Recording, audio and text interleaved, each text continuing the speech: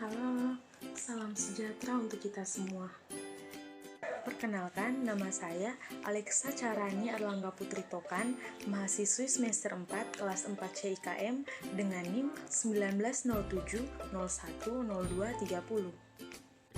Sebelum masuk ke dalam inti video ini, saya mengajak teman-teman sekalian untuk like, komen, dan subscribe video ini. Di sini, saya akan memaparkan materi mengenai analisis kualitas lingkungan perumahan. Sebelum kita lanjut lebih dalam mengenai materi ini, saya akan memaparkan mengenai definisi dari perumahan dan pemukiman. Pemukiman adalah bagian dari lingkungan hidup di luar kawasan hutan lindung, baik kawasan perkotaan ataupun kawasan pedesaan. Sedangkan perumahan adalah kelompok rumah yang berfungsi sebagai lingkungan tempat tinggal ataupun hunian yang dilengkapi dengan sarana prasarana lingkungan seperti kelengkapan dasar fisik lingkungan. Kesehatan perumahan dan lingkungan pemukiman adalah kondisi fisik, kimia, dan biologi di dalam rumah, di lingkungan rumah dan perumahan, sehingga memungkinkan penghuni mendapatkan derajat kesehatan yang optimal. Persyaratan kesehatan perumahan dan lingkungan pemukiman adalah ketentuan teknis kesehatan yang wajib dipenuhi dalam rangka melindungi penghuni dan masyarakat yang bermukim di perumahan dan masyarakat sekitar dari bahaya atau gangguan kesehatan. Terdapat 5 unsur permukiman, yaitu yang pertama, alam atau nature, 2 lingkungan atau shell, 3 jejaring atau network, 4 manusia atau man, dan yang kelima masyarakat atau society. Selanjutnya, saya akan menjelaskan mengenai parameter dan indikator penilaian rumah sehat. Parameter yang dipergunakan untuk menentukan rumah sehat adalah sebagaimana yang telah tercantum dalam Keputusan Menteri Kesehatan Nomor 829/Menkes /SK/7/1999 tentang persyaratan kesehatan perumahan, meliputi 3 lingkup kelompok komponen penilaian, yaitu yang pertama, kelompok komponen rumah yang meliputi langit-langit, dinding, lantai, ventilasi, sarana pembuangan, dan pencahayaan.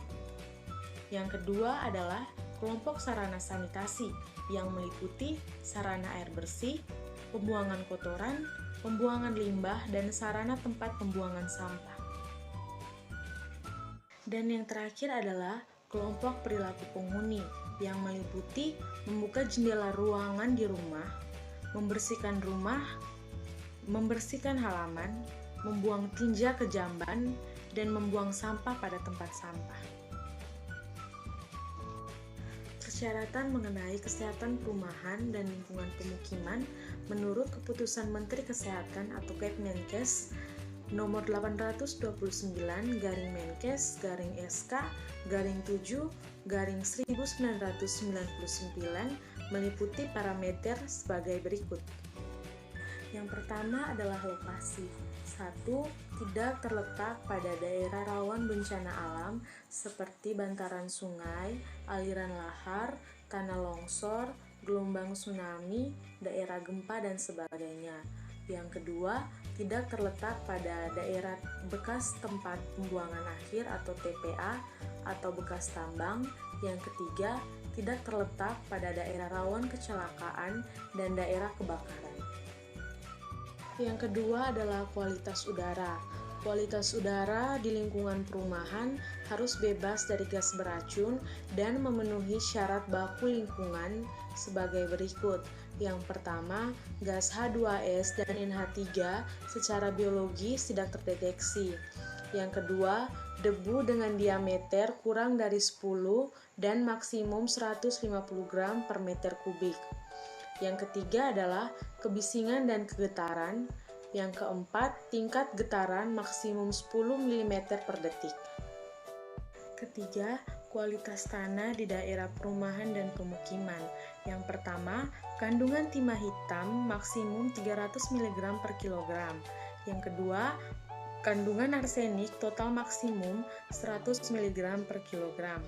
Yang ketiga, kandungan kadmium maksimum 20 mg per kilogram, dan yang keempat adalah kandungan benzopirene maksimum 1 mg per kilogram.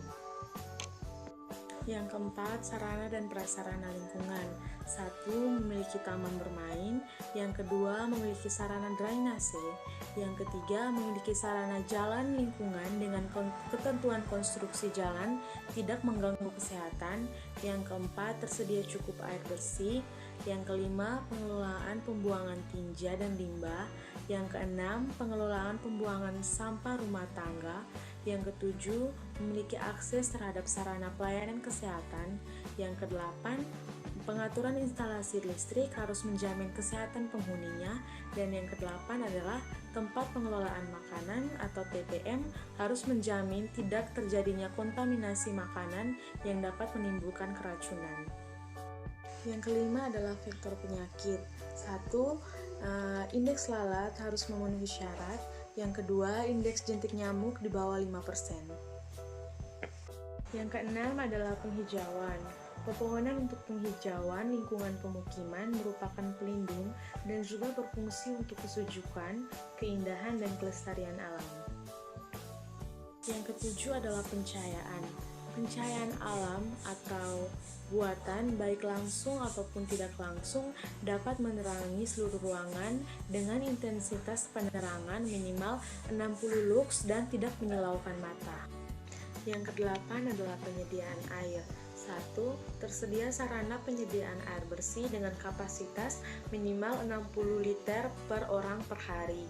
Yang kedua, kualitas air harus memenuhi persyaratan kesehatan air bersih atau air minum menurut Permenkes nomor 416 tahun 1990 dan Kepmenkes nomor 907 tahun 2002.